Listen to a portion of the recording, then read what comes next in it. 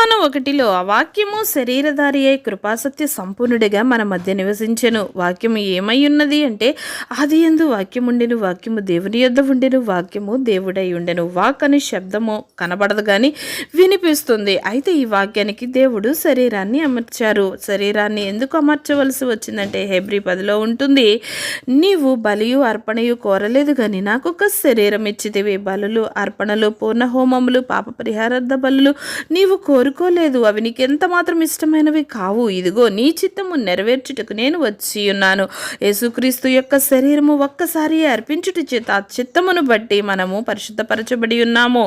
ఆయన దేవుని స్వరూపము కలిగిన వాడయ్యుండి దేవునితో సమానముగా ఉండుటకు విడిచిపెట్టకూడని భాగ్యమని ఎంచుకొనలేదు కానీ మనుష్యుల పోలికగా పుట్టి దాసుని స్వరూపము ధరించుకొని తాను రిక్తినిగా చేసుకుని ఉన్నారు. ఎంతగా అంటే నీ కొరకు శిలువ మరణం పొందినంతగా. ఆమేన్.